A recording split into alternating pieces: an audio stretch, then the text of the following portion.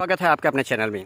आपको बता दें कि आप लोगों ने देखा होगा कि एक फर्जी आईडी विधायक के ज्ञान तिवारी के नाम की चलाने वाला पुलिस के हाथे चढ़ा था, लेकिन वहीं पर श्योता के विधायक ने दयालु और दया भाव रखते हुए उस किशोर को माफ़ कर दिया है। जो तस्वीरों में स्पष्ट आप देखेंगे किस कदर से उसको पुचकारते और प्यार से उसको समझाया। कुछ वीडियो कैद की गई हैं, तस्वीरों में स्पष्ट आप देखेंगे। और स्वयं थाने आकर के और थाना प्रभारी से कहा इसको छोड़ दीजिए, वहीं पर छुड़ा दिया गया है। जो एक बहुत बड़ी अक्षम्य अपराध था, जो वास्तव में क्षमा करने के लायक नहीं था। और ये दूसरा केस है, क्योंकि इसके पूर्व में श्योता के राजाराम अवस्थी का लड़के ने एक ऐसी गलती की थी जिसको माफ़ कर दिया था। और वहीं पर रेउसा का ये स्वर्गीय सुरेश पोरवाल का पुत्र हर्षित पोरवाल था, जो उसने फर्जी आईडी बनाकर गलत पोस्टें डालता था, लेकिन श्योता के विधायक ने दया भाव दिखाते हुए और उसके परिवार पर एक रहम किया, जो आप देख सकते हैं पूरी तरीके से वीडियो में उसको छोड़ा दिया गया है। एक सराहनीय कार्य किया है, जो एक क्षेत्र में चर्चा का विषय बना है। और इसके पूर्व में आप लोगों ने देखा होगा कि एक हमारे साथ गुजरा हुआ था, क्योंकि राजा प्रजा पर हमेशा दयालु रहती है और दया करती है। प्रजा गलती कर सकती है लेकिन राजा नहीं। वही भाव रखते हुए राजा ने एक श्योता के विधायक ने काफ़ी दया भाव करते हुए उसको माफ़ किया है काफ़ी। लेकिन वहीं पर आपने देखा होगा गत कई वर्ष पहले मेरे ऊपर मुकदमा लिखा दिया गया था सांसद के द्वारा, जो बताया गया, और ज़रा भी तरस नहीं खाया। और आप देख सकते हैं, लेकिन यहाँ पर एक अच्छा संदेश और सराहनीय कार्य कि दो अक्षम्य अपराधों को, फर्जी आईडी को माफ़ किया है बनाने वालों को।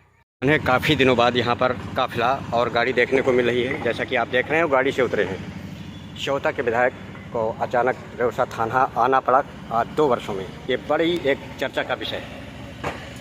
के विधायक हैं चौकीदार, और काफ़ी दिन बाद कभी थाने में नहीं दिखे, लेकिन यहाँ पर थाने में उनकी गाड़ी देखी जा रही है। और बात करते हैं आखिर क्यों आना। हम बात करते हैं क्योंकि 2 बार विधायक रहे श्योता विधानसभा से, लेकिन थाने कभी नहीं आए। और थाने में उनकी तस्वीर देखी जा रही है और गाड़ी एक लोगों की जुबानी एक चर्चा का विषय बनी। पूरी बात करते हैं, आखिर थाने कभी नहीं दिखे और आज यहाँ पर अचानक दिखे श्योता के विधायक चौकीदार।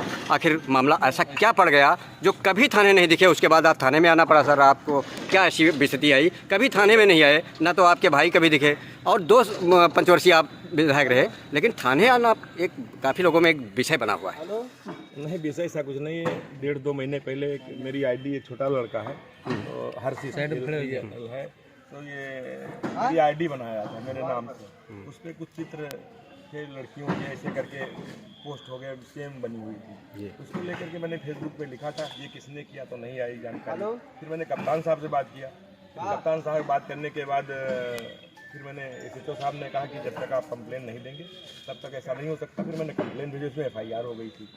वो उसको ट्रेस करने में, चूँकि इसका ऑफिस अमेरिका में है, इसलिए समय लगा। तो इस नाते यहाँ पे जब जानकारी हुई क्राइम ब्रांच को, उसकी जांच क्राइम ब्रांच कर रही थी, तब ये लड़का निकला। अब ये इतना छोटा लड़का था, इसकी माँ भी मेरे पास गई, कई लोगों का फ़ोन गया कि ऐसा ऐसा करके। वही मैंने इससे पूछा कि तुमने किसके कहने से बनाया, तो उसने अब मेरे से यही बताया कि मेरे से गलती हो गई और हमने बन गया। और जो लड़की का चित्र पड़ा है वो मेरी जानकारी में नहीं, किसी ने इसकी दुकान, पान की दुकान है, किसी ने मोबाइल लेकर के किसी ने वो हरकत की ऐसे करके। तो वहीं मैंने इंस्पेक्टर साहब से कहा कि भाई इसको कोई दिक्कत नहीं है, इसके पिताजी भी नहीं है और ऐसा इतना छोटा लड़का भी है, इसका चरित्र भी न खराब हो कि एफआईआर लिख जाए, जमानत कराए करे तो केस स्पंज हो जाए।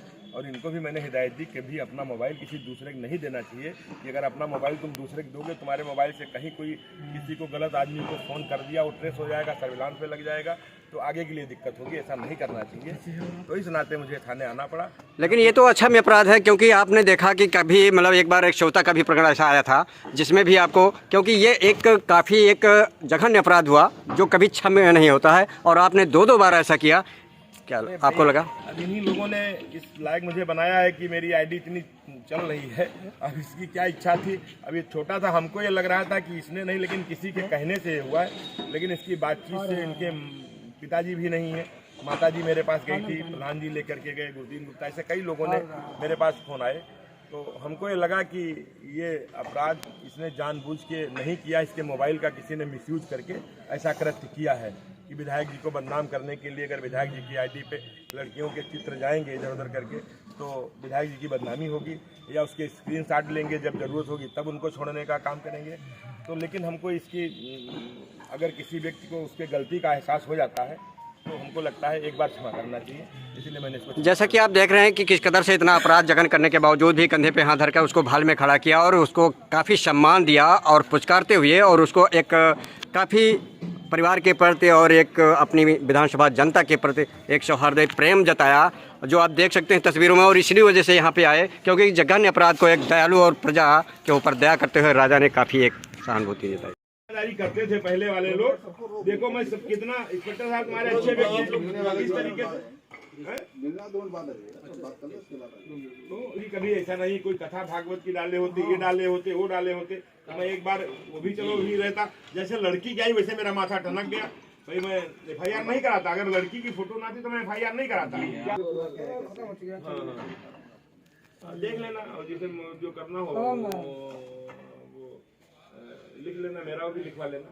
तो अगर जरूरत समझिएगा तो मेरे बयान में लिख लीजिएगा, मैं तो जो बोली दिया हूँ कोई दिक्कत नहीं है। थी कई लोगों का कल फोन आया तो हमने कहा जाए कोई हमें वो थोड़ी है, हमको तो पता ही नहीं था कौन है आदमी। जैसे मालूम हो अभी कोई वैसी चौकड़ी का होता जो शाम को पी करके बरबलाते रहते हैं, हमारा उसमें लिख देना तो FIR लगवा देना। ये गरीब आदमी बेचारा क्या है, लेकिन बहुत गलत काम है ये। तुम आश्रय करके जैसे डाले, फिर मैं बोल रहा हूँ उस पर फेसबुक पे लिखा नहीं हुआ, फिर उसको ब्लॉक कराना पड़ा। कप्तान से बात की, इंस्पेक्टर साहब से बात हुई, FIR मोबाइल में मालूम है। अच्छा ये माननीय प्रधानमंत्री गया पूछा गया किसने बनाई है, पूछा गया जिसने बनाई हो। मैंने भी बनाई है, वो ID कृपया डिलीट कर दे। मेरे नाम से कैसे बना लिया ID और कोई बताया भी नहीं हमको। तो लड़की कैसे मेरी ID पोस्ट हो गई ये बताइए। अरे तुम जानते भी नहीं हो यार, मोबाइल भी तुम्हारा है। जो मेरी पोस्ट पढ़ती थी वही सेम फोटो कॉपी करके वही पोस्ट जो मैं लिखता था वही लिख करके गया है। वो मैंने लिखा है, जो दो खाली पोस्ट मैंने की है बस वो लड़की वाली लड़की किसने डाला, लड़की किसने डाला पक्का।